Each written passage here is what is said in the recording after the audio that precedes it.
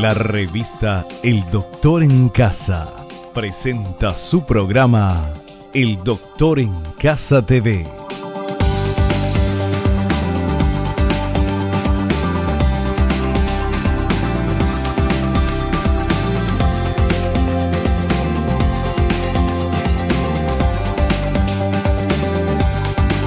Con la conducción de Vivi Landó.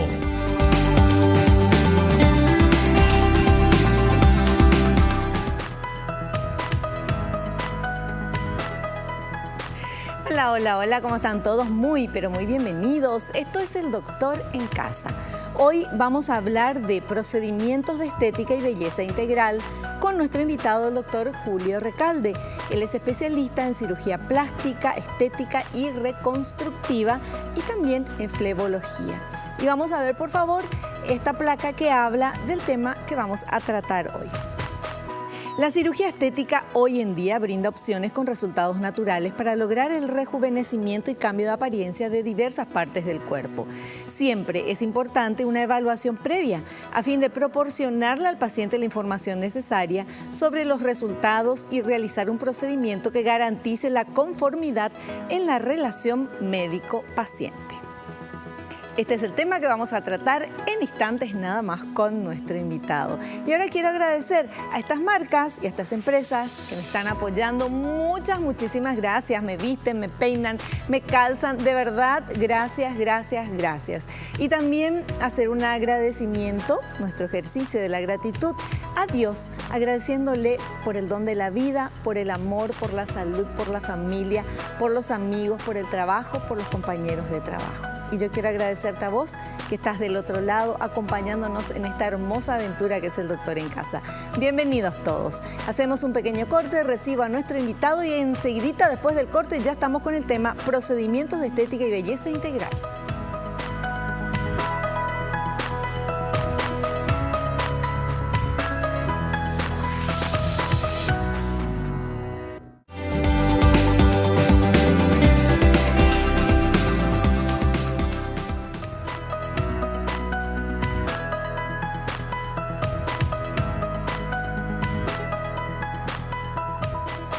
Muy bien, ya estamos con nuestro invitado, el doctor Julio Recalde. Quiero comentarles que es doctor en Medicina y Cirugía, egresado de la Facultad de Ciencias Médicas de la Universidad Nacional de Asunción, residente de la especialidad de Cirugía General en el Hospital del Cáncer y Quemado, profesor doctor Manuel Riveros, residente en la especialidad de Cirugía Plástica en el Hospital de Clínicas en Porto Alegre, Brasil, de la Universidad Federal de Río Grande do Sul, trayectoria como cirujano plástico e instructor de posgrado nombrado por la Facultad de Ciencias Médicas de la UNA y director médico de Operación Sonrisa Paraguay.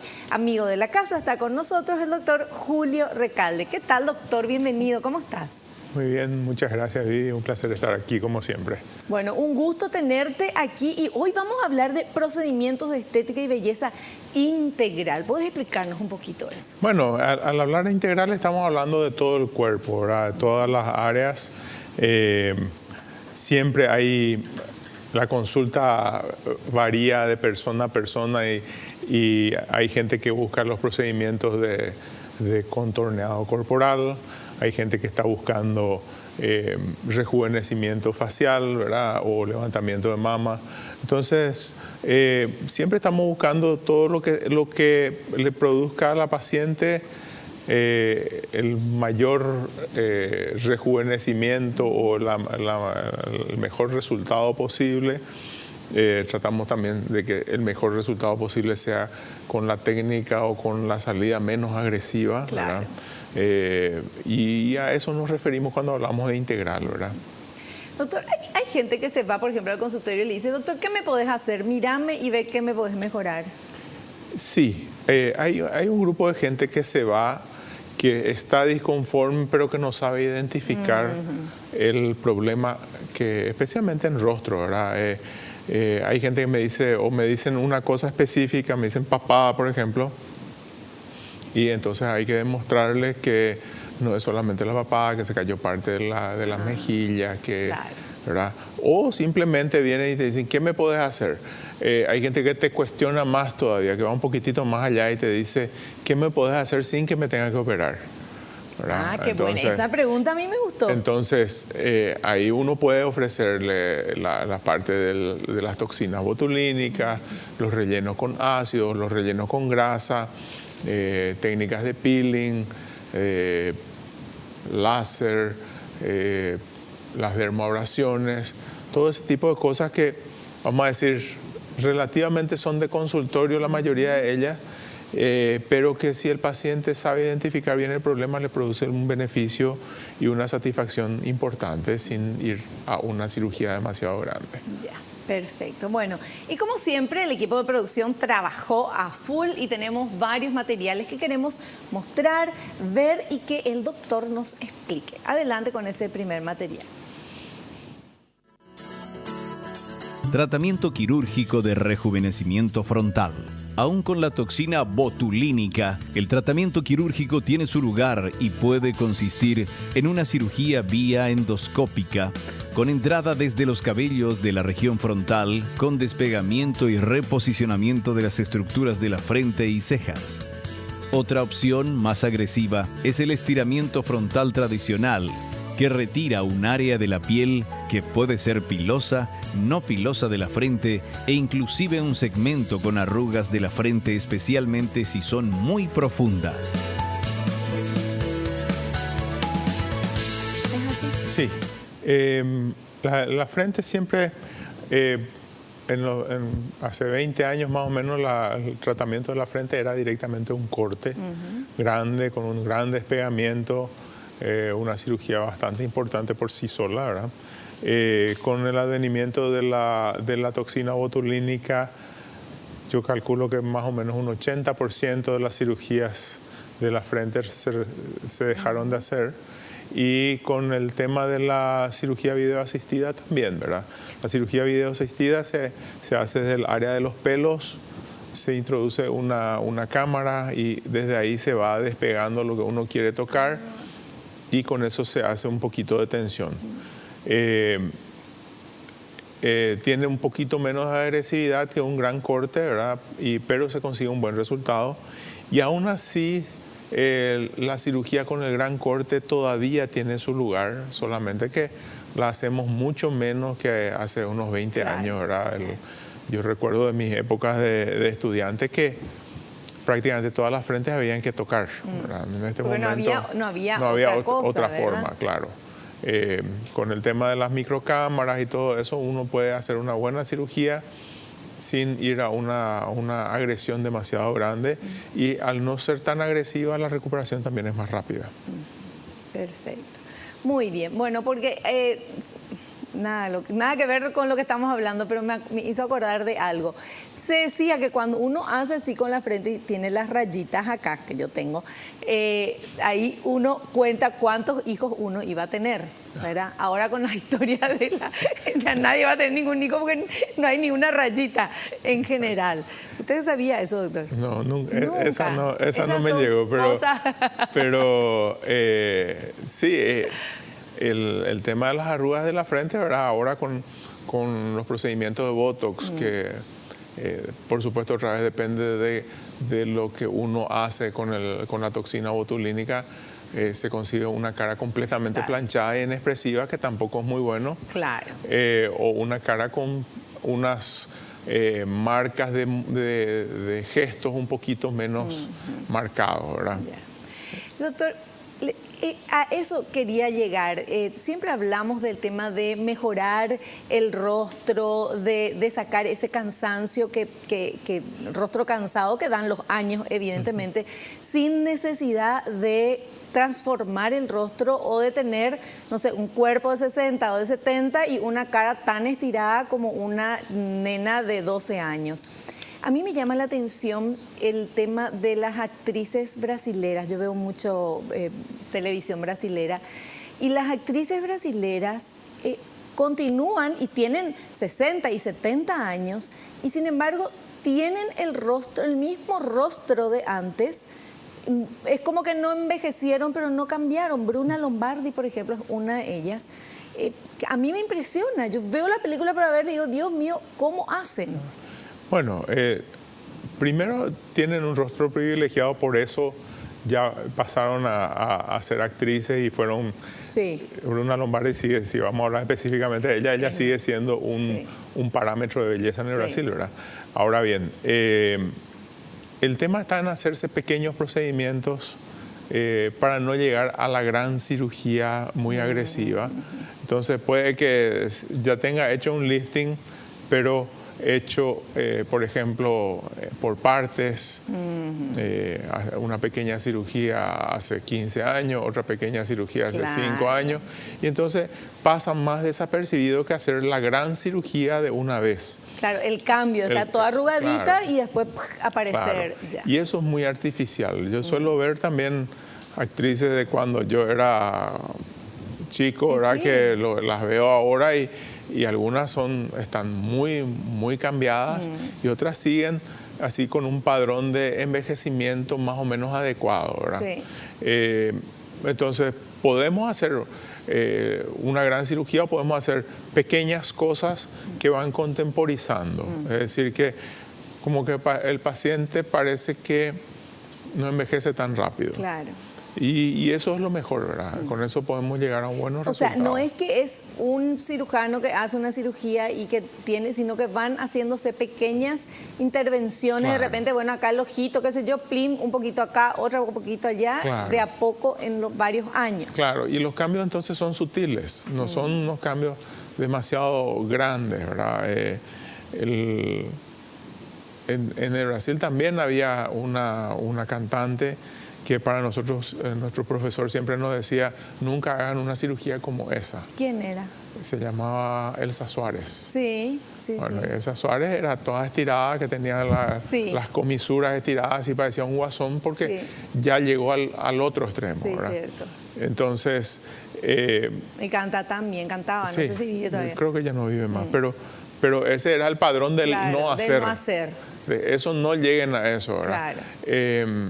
También en el lado argentino tenemos cosas que a mí no me gustan, ¿verdad? Mío, en el lado argentino. Y a mí no me gustan, pero la gente le sigue a estas actrices y se les tiene todavía como padrón de belleza, aunque, ¿verdad? Para mí no hay nada ni natural ni nada lindo en esos rostros de repente, ¿verdad? Muy estirados y las bocas agrandadas y todo eso, ¿verdad? Saludo a toda la gente de la Argentina, que nuestro programa está pasando por la TV Pública Argentina también. Sí, cierto. Sí, pero como te digo, y si vamos a esas cosas, ¿verdad? Yo creo que cada uno debe decidir cómo empezar, pero decidir empezar a los 60 años a buscar un rejuvenecimiento ya es muy tarde como para conseguir un resultado natural al menos. Claro. Hay muy buenos resultados, las técnicas son buenas, los cuidados son buenos, entonces el paciente lo que debe hacer es animarse a hacerse pequeñas cosas a lo largo del tiempo. Me gustó esa técnica. Muy bien, vamos a hacer un pequeño corte. A la vuelta continuamos hablando con nuestro invitado, el doctor Julio Recalde.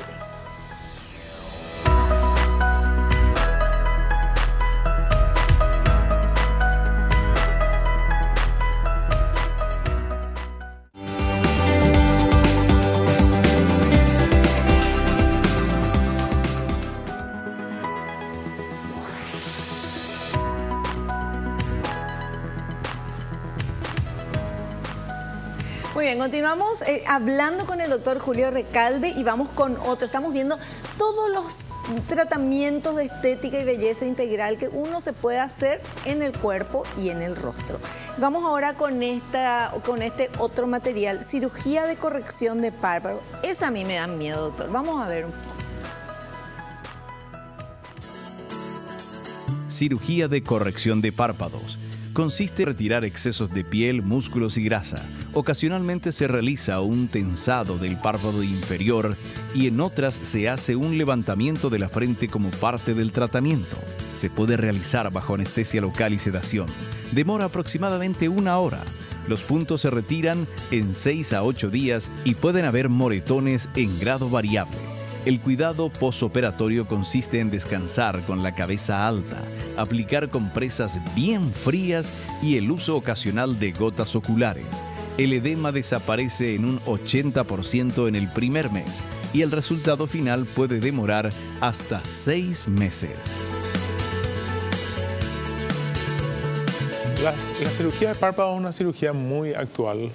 Es motivo de muchas consultas y de muchas cirugías porque es donde la mayoría de la gente ve las señales de envejecimiento y las señales de cansancio. Hay gente que te viene a los 35 años y te dice, la gente me dice que me veo cansada.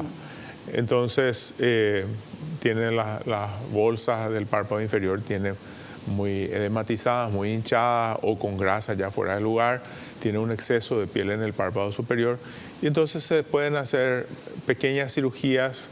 La cirugía del párpado no es demasiado importante desde el punto de vista de la agresión. Muchas veces lo que es difícil es medir entre ese 1 milímetro de más o de menos, porque 1 milímetro de más puede significar que el paciente no pueda cerrar los ojos. Claro. La mayor parte de las veces la complicación es temporaria, es decir, no puede cerrar los ojos por 1 o 2 semanas y después a medida que los músculos del cierre de párpado van funcionando mejor, entonces se consigue cerrar. Yo una cosa que siempre le digo al paciente es que los párpados no son iguales. Siempre hay uno mayor, uno menor, hay un exceso más en uno. Y entonces ese tipo de cosas yo les señalo porque es lo primero que reclaman. Sí.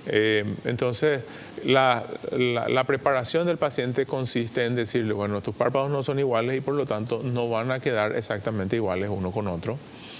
La cirugía en sí es prácticamente sacar piel y un poquito de músculo y a veces un poco de grasa en el párpado superior. En el párpado inferior puede ser sacar grasa o acomodar grasa y a veces ninguna de las dos cosas, sino que simplemente darle un poquito de tensión a la piel. Los resultados son satisfactorios y muchas veces también cuando, aparte del exceso de piel del paciente, hay un exceso de caída de la ceja, entonces empezamos por levantar la ceja. ¿Cómo se levanta la ceja? Y la ceja se puede levantar por la cirugía video asistida de la que estábamos hablando en la frente, ¿verdad? Se hace por las cámaras. Se entra por acá arriba del cabello. Se levanta el cabello, se hacen unos túneles, se sujeta lo que es la cola de ceja y se levanta. Y a veces, dependiendo de cuál es el grado de caída, o la cola de ceja o toda la ceja, y se levanta, se la reposiciona y eso se pega más o menos bien en unos días, ¿verdad? En 5 o 6 días ya está pegado en su nueva posición. Y entonces lo que uno tiene que sacar de piel de párpado es menos. Por eso es que se empieza siempre con la táctica, indica empezar con las cejas y frente, ¿verdad? Y continuar con lo que sería párpado superior. Los resultados son muy satisfactorios. El problema es que muchas veces el paciente es el que no se anima a ir un poquito más allá, ¿verdad? Nuestro trabajo está en informarle al paciente, claro, porque después cuando ocurre que el paciente viene entusiasmado con un procedimiento y uno le dice, tenés que hacerte algo más, y el paciente no quiere eso, ¿verdad? Porque la amiga ya se hizo solamente párpado y le gustó ya, y les cuesta mucho de repente considerar una cosa más que les puede ser muy beneficiosa. Pero esta cirugía se hacen mucho los varones también, ¿verdad? También. Es una de las cirugías, la de párpado, una de las cirugías que más se hacen los varones. Es la cirugía que se hacen todos los políticos. Bueno, ahora que tenemos políticos jóvenes, no, pero en general se van a presentar a ser candidatos de algo y se van y se hacen eso para tener una cara más saludable, ¿verdad? Exactamente, una cara menos cansancio. Exactamente. Es una cirugía, como te digo, relativamente sencilla, y el hombre que normalmente suele tener miedo a la cirugía es una de las pocas que se anima así medio a ciegas, ¿verdad? Los beneficios son interesantes, el postoperatorio es relativamente corto porque el resultado se ve relativamente rápido y los moretones, esas cosas suelen desaparecer por lo general bastante rápido. Perfecto, súper claro. Bueno, tenemos también, seguimos nosotros acá con las cirugías, la zona del cuello. A mí me dijeron que no se puede hacer nada con el cuello. Vamos a ver. La zona del cuello. El cuello puede ser rejuvenecido con lipoaspiración de papada, ligatura, retensado de los músculos del cuello y eliminación de excesos de piel. A veces se asocia también un aumento de volumen a nivel maxilar con grasa o implantes faciales, aunque los cambios producidos pueden ser tan radicales que no suelen ser aceptados por el paciente. Pero eso era más mentón que cuello. No, lo que pasa es que está todo encadenado, ¿verdad? A veces el paciente viene y consulta por exceso de piel o exceso de grasa en el área de cuello, ¿verdad? De papada, y uno se da cuenta durante el examen que también le falta mentón. Claro. Al faltarle mentón, ese desequilibrio también hace que la papada parezca mayor. Entonces le ofrecemos la lipoaspiración de la papada si es que la piel lo amerita, si es que no hay músculos demasiado flojos, y también le colocamos un mentón si es que el paciente acepta. Las otras cirugías, ¿verdad? Hay procedimientos para rejuvenecer también la piel, porque muchas veces uno ve el rostro bien cuidado, bien agradable, todo lindo, sin manchas, y el cuello está lleno de manchas, arruguitas y qué sé yo. Entonces se puede hacer primero rejuvenecer la piel mediante algún tipo de peeling. Peeling. Hacer el tensado de la piel y del músculo, ¿verdad? Principalmente el músculo es lo que se tensa porque... ¿Pero con intervención? Ya con cirugía. Yo tenía entendido que el cuello no se podía, porque muchas veces se hacen así unas rayas que quedan muy feitas o acá arrugadito. Y eso depende del tipo de piel. Mire mi cuello. Eso depende del tipo de piel. Y del momento en que uno hace, ¿verdad? Como siempre vamos otra vez a los tiempos. Claro. El hacer un procedimiento en un paciente de 40 años que se le empieza a marcar y qué sé yo, uno puede hacer una cirugía relativamente sencilla, hacer un aspirado de papada, de repente hacer unos cortecitos detrás de la oreja y ahí tensar la musculatura del cuello, sí. Y a veces cuando ya el problema es más importante, uno tiene que hacer el lifting de cuello y hacer un pequeño corte aquí como para coser los músculos aquí también en la línea media. Porque los músculos del cuello se van separando. Son dos que corren paralelos y se van separando. Sí, doctor. Eso se marca como dos cuerdas ahí. Sí. Entonces esa parte es súper importante para el resultado, ¿verdad? Sí. Estamos buscando un resultado y el paciente debe conseguirlo lo más adecuado. Doctor, no está acá en mi lista, pero le quiero preguntar, las rodillas. ¿Qué es lo que le pasa a las rodillas cuando cumplimos años? Como que se arrugan todo, horrible queda, doctor. Y es una cuestión de gravedad y de sobrepeso, ¿verdad? Sí. Durante el tiempo, ¿verdad? La rodilla siempre se dobla y todas esas cosas, la piel es bien elástica en la rodilla, pero lo que suele ocurrir es que los muslos, entre los procesos de adelgazar y engordar, ¿verdad? Entonces va aflojándose la piel y va cayendo sobre la rodilla. Claro. Y en la rodilla resulta que está pegada al hueso la piel. Sí. Entonces va quedando como un rodete. Ahí. Sí, queda como un rodete. Exactamente. Y entonces ahí se pueden hacer procedimientos. El más simple es hacer con la cánula de lipoaspiración, pasar sin aspirar, ¿verdad? Porque el objetivo no es vaciar, sino que lastimar un poquito eso y que se cicatrice nuevamente la piel, sí, que se pegue nuevamente. Y en los casos más graves, habría que sacar piel en la parte alta del muslo. Entonces se sube como si fuese un pantalón esa piel y se corta el sobrante, ¿verdad? Ya son cirugías más agresivas y el paciente, por supuesto, uno debe ponerse de acuerdo muy bien con el paciente sobre las limitaciones y sobre por qué. Después nuevamente quiere caminar, quiere moverse y esa tensión otra vez estira la piel para abajo. Bueno, perfecto. Era mi consulta. Hacemos un corte y volvemos enseguida.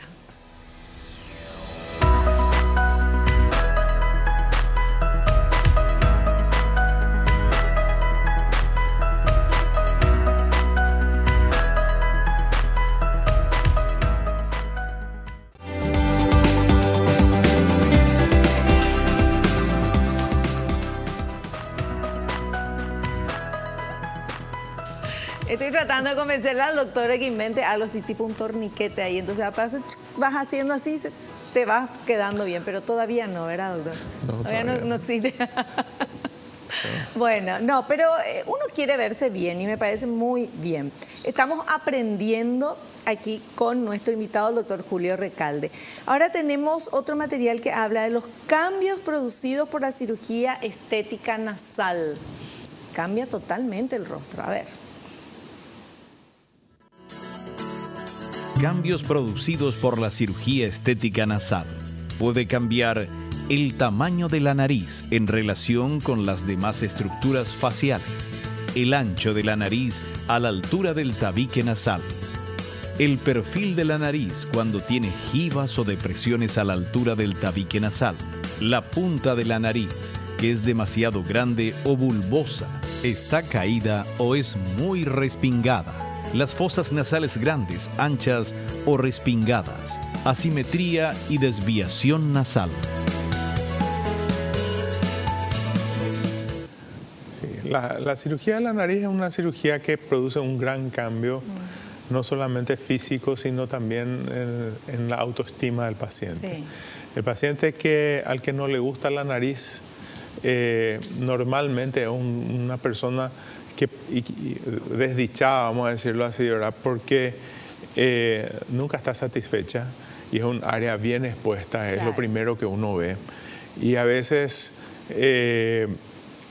nosotros o los familiares del paciente tienden a minimizar algo que para el paciente es demasiado importante. Entonces, las modificaciones que uno puede realizar también son interesantes, ¿verdad?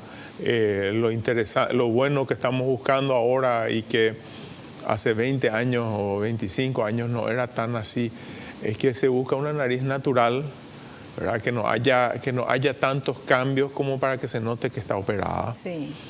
Y hace 25 o 30 años la idea era que se tenía que notar que se operó. Que se tenía que achicar la nariz. Claro.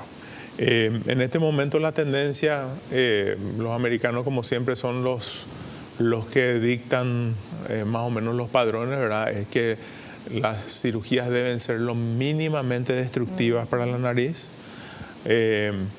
y que deben ser lo más naturales posible y conforme al padrón de la cara, ¿verdad?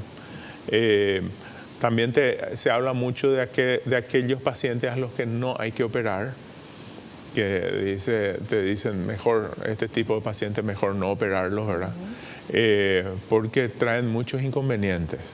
Y muchas veces hay pacientes que pasan buscando a alguien que se anime a operarles y una vez que se le opera nunca más uno se los puede sacar de encima porque tienen algún tipo de problema más de autoestima que un problema nasal real. Entonces para nosotros es muy importante distinguir cuál es el paciente adecuado para operar. Los cambios son importantísimos y muchas veces también requieren cirugías complementarias. Por ejemplo, muchas veces viene el paciente con una gran nariz, aparentemente, pero si uno le mira bien, no es solamente que tiene una nariz un poco deformada, sino que también le falta un poquito de mentón. Entonces, hay que ofrecerle eso, porque claro. Poniéndole ¿Cómo un mentón... cambia el tema, sí. la cara con el mentón? Sí, sí. Cuando uno no tiene, ¿verdad? Y se pone. Y probablemente una gran cirugía que uno estaba planeando, al Sí. ponerle un mentón se vuelve una cirugía un poquito más delicada y con menos agresión. Entonces, es muy importante ver al paciente como un todo, ver a dónde quiere llegar. Los cambios son importantísimos. El paciente que no se gusta. Una cosa es el paciente al que le hacen bullying y le dicen narigón, pero a él no le importa, ¿verdad? Claro. Pero el paciente que se ve narigón y uno le hace una cirugía satisfactoria, el cambio es demasiado importante y el paciente Demasiado siempre está feliz, agradecido. ¿verdad? Súper, súper, Sí. súper.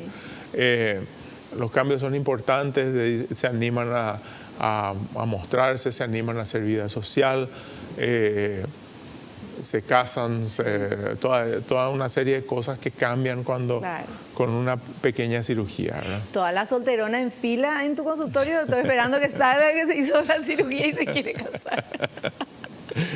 Sí. Chiste, señora, no se enoje. Bueno, y ahora nos vamos a los implantes mamarios, opción de colocación de implantes mamarios. A ver. Opciones de colocación de los implantes mamarios.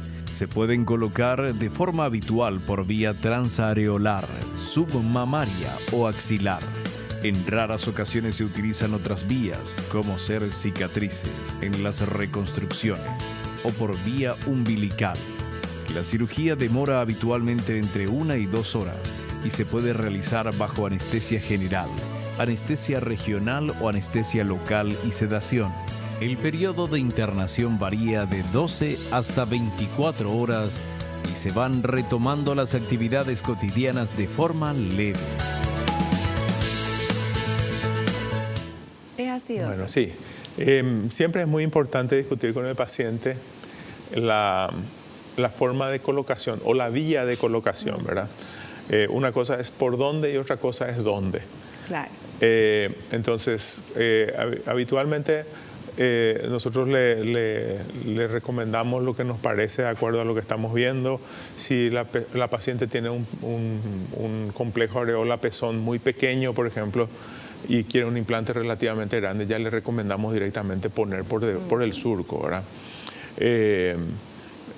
Si la paciente tiene algún tipo de problema de cicatriz o algo así, entonces puede ser inclusive recomendable poner por la axila. Ahora hay una tendencia que los americanos están promoviendo, ¿verdad?, de reducir la cantidad de cirugías por vía areolar, porque tienen demostrado que hay una mayor cantidad de infecciones por esa vía. Entonces, nosotros estamos recomendando evitar, pero a veces los pacientes se toman el riesgo. ¿Por qué? Porque poniendo la cicatriz en esa situación por vía areolar, solamente el paciente y su pareja pueden ver la cicatriz. Sin embargo, cuando la cicatriz es en el surco, de repente usando un bikini o una ropa pequeña, puede verse esa cicatriz y para alguna gente es desagradable. Pero si tiene una cicatrización queloide, porque si no queda una Claro, normalmente es una línea, ¿verdad? Claro. Pero el tema es que nosotros no podemos saber quién va a hacer una cicatrización queloide y quién sí. Claro. Entonces es muy difícil garantizar esa parte. Sí. De todas maneras, es algo de lo que se está hablando ahora, se está promoviendo poner los implantes más en forma submuscular, poner los implantes por vía submamaria. ¿Y adelante del músculo o atrás del músculo, doctor? ¿Qué es detrás del músculo. Normalmente yo prefiero usar detrás del músculo y es una tendencia en este momento cambiar a detrás del músculo. Delante del músculo es mucho más fácil, menos doloroso, más rápida toda la cirugía. Todo, tiene muchas ventajas, pero poniendo detrás del músculo el implante se cae menos con el tiempo, hay menos probabilidad de que cuando el paciente se haga las radiografías, mamografías y ecografías, de que el implante pueda tapar algo, ¿verdad? Sí. Entonces, como yo le digo siempre a los pacientes, es menos probable que el implante salga en la foto, ¿verdad? Así mismo. Entonces, ¿por qué? Porque el músculo hace una separación. Sí. Entonces, mi sugerencia, especialmente cuando viene una mujer de 40 años que quiere hacerse por primera vez su implante de mama, yo directamente ya le recomiendo detrás del músculo. Claro. Y esas son las tendencias actuales. Perfecto. Bueno, ¿tenemos otro material? Sí, vamos por favor. Realización de la cirugía estética de abdomen. Se realiza bajo anestesia regional o general, además de un refuerzo anestésico local.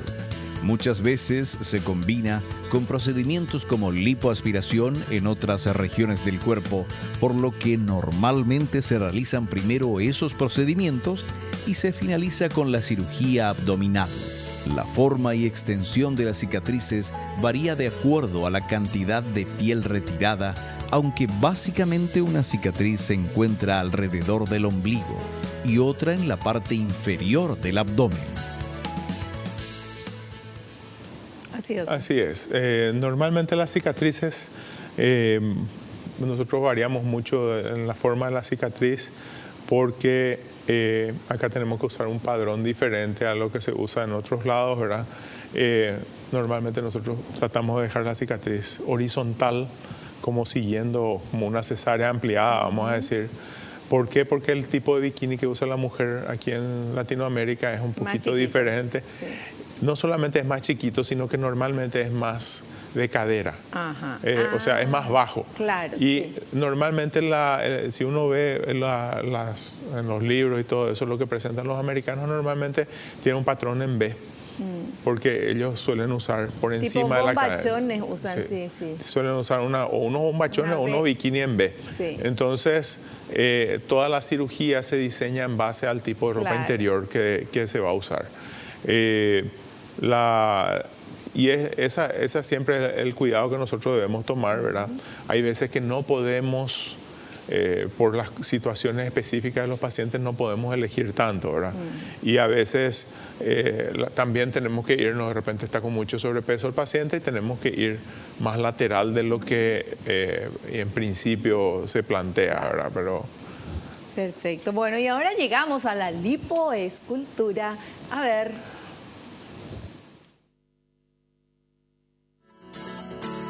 La lipoescultura es un complemento que se suele hacer con las lipoaspiraciones. Cuando hablamos de lipoescultura, hablamos de la grasa que ha sido extraída y que se preserva para utilizar como relleno en otras áreas.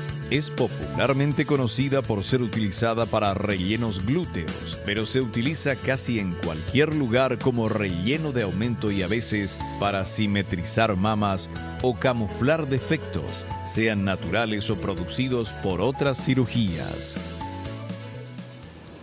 Sí, la lipoescultura es completamente actual, ¿verdad? Consiste en usar esta grasa que nosotros extraemos del paciente mediante la lipoaspiración, en la cual tratamos de que la grasa se lastime menos, ¿verdad? Que cuando vamos a desecharla. Entonces hacemos a menor presión, hacemos aspirado con jeringas normalmente que tienen menos presión. Entonces garantizamos que esa grasa se va a descomponer menos y la inyectamos en los lugares donde nosotros consideramos que se necesita hacer un relleno, sea porque el paciente pidió aumentar glúteos o a veces tienen uno de los motivos principales por los cuales hacemos injerto de grasa, por ejemplo, en la zona glútea, no solamente es por aumento, sino que, por ejemplo, porque se hizo una inyección y le quedó una depresión en el lugar. Sí. Entonces, soltamos eso y rellenamos con un poquito de grasa.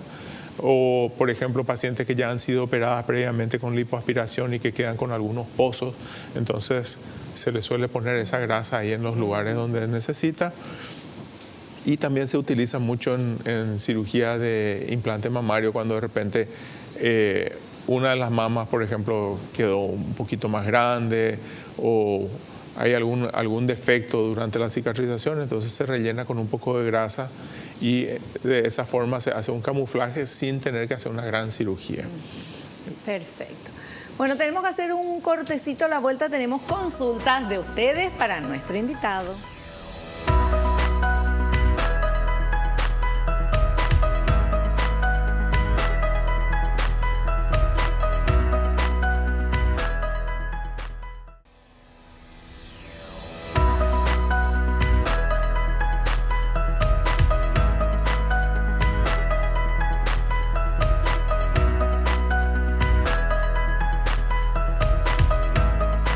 Bueno, seguimos hablando con nuestro invitado, doctor Julio Recalde. Ahora tenemos las preguntas de ustedes. Vamos con esa primera consulta, por favor.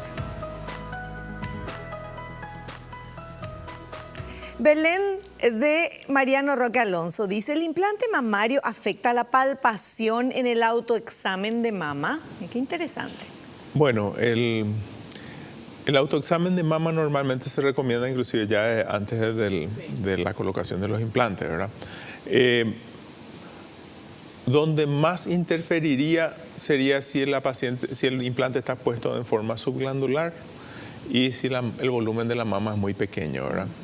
Pero normalmente si se coloca de forma submuscular con un volumen relativamente importante o inclusive sin nada, es muy fácil hacer el autoexamen porque el implante está separado de esa glándula mamaria por el tejido mamario, ¿verdad? Entonces, siempre que se va a hacer mamografía, radiografía, ecografía o autoexamen, es mucho más favorable la colocación del implante en forma submuscular. Perfecto. Vamos con la segunda consulta, por favor. Patricia de Luque dice, ¿cómo se realiza la cirugía de abdomen en una mujer que ya tiene una cicatrización de cesárea? Bueno, normalmente se usa la cesárea como base para nuestra cirugía. Usamos esa cicatriz, a partir de ahí empezamos a marcar. Con pequeñas excepciones, a veces si la cesárea es muy alta, vamos más abajo de eso. Y cuando la cesárea es muy baja, normalmente tratamos igual de llevarla ya en nuestra resección de abdomen, ¿verdad? O sea, no queda con dos cicatrices, hace desaparecer. Ya he visto, pero normalmente tratamos de que no quede eso. Claro. A mí personalmente no me parece adecuado, ¿verdad? Entonces, a veces lo que podemos hacer, si es que la distancia entre la cicatriz de la cesárea y el ombligo es demasiado grande, lo que podemos hacer es dejar una pequeña cicatriz vertical abajo, pero explicándole previamente a la paciente que no es posible realizar toda la resección que se necesita. Claro, ¿verdad? claro. Entonces la cicatriz que era del ombligo de antes se lleva todo lo que se puede hacia abajo y se queda como una pequeña T ahí. Claro. Bueno, eso es cuando la cesárea es una cesárea que no es de urgencia. Claro. Porque cuando es cesárea de urgencia es la cicatriz, yo tengo eso, es la cicatriz hacia arriba, vertical. Vertical. O sea que si me hago eso voy a preguntarte a ti, voy a tener cicatriz por todos lados. Mejor no me hago. Bueno, ¿qué se hace en ese caso, doctor? Cuando uno tiene Es mucho más fácil. ¿En serio? Cuando está en la cicatriz vertical es mucho más fácil porque uno estira todo eso y sale todo, ¿verdad? Muy bien. Bueno, vamos con otra consulta, por favor. Graciela de Santa Rita, ¿se pueden realizar otros procedimientos estéticos al mismo tiempo que la cirugía estética nasal? Sí, se pueden realizar. Normalmente las cirugías que hacemos de complemento son la de mentón, de párpados. A veces cuando estoy planeando una cirugía de cara, por ejemplo un lifting facial, en el cual no voy a demorarme tanto o no es tan complicado lo que debo hacer en el lifting facial y la cirugía nasal tampoco es demasiado complicada, entonces puedo combinar las dos cosas. Pero prefiero hacerlas por separado. Pero si fuera todo de rostro. Todo de rostro. ¿Verdad? Pero no, por ejemplo, nariz y pecho o nariz y lipo. A veces se puede, ¿verdad? Pero yo prefiero mantener por separado. A veces, si es, por ejemplo, pecho, podría ser, ¿verdad? Entonces se hace primero el pecho, que es una cirugía que no debe ser contaminada, y después se hace la cirugía de la nariz. Perfecto. Bueno, saluda a la gente, vi nomás que era Graciela de Santa Rita, saluda a la gente de Santa Rita, que estuve, bueno, en la Expo Santa Rita y es un lugar hermosísimo. Espero que me inviten la próxima vez también. Bueno, terminamos nuestras consultas. Doctor, te queremos agradecer la presencia, pero me gustaría que des algún mensaje final con el tema de la cirugía, porque vos sos una persona muy coherente, que no es así nomás que le vas a operar a todo el mundo y tenés muy en cuenta muchas cosas que para mí es muy importante. Sí, mi mensaje para los pacientes es que hagan preguntas, que se hagan asesorar. El médico no solamente debe ser alguien que dice lo que dice, sino que debe tener en cuenta cuáles son los deseos del paciente y uno debe tener mucho cuidado con quién consulta. Todos podemos tener complicaciones, pero normalmente un médico bien entrenado va a ser el que te va a sacar de la complicación. Claro.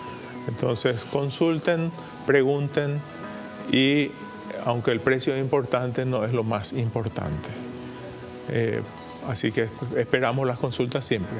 Muchas gracias, doctor. Muchas gracias. Te esperamos en un próximo programa. Muchísimas gracias, con gusto. Nosotros nos despedimos hasta el próximo programa. Espero que te haya gustado. No te olvides, naciste para ser feliz. No te conformes con menos. Chao, chao.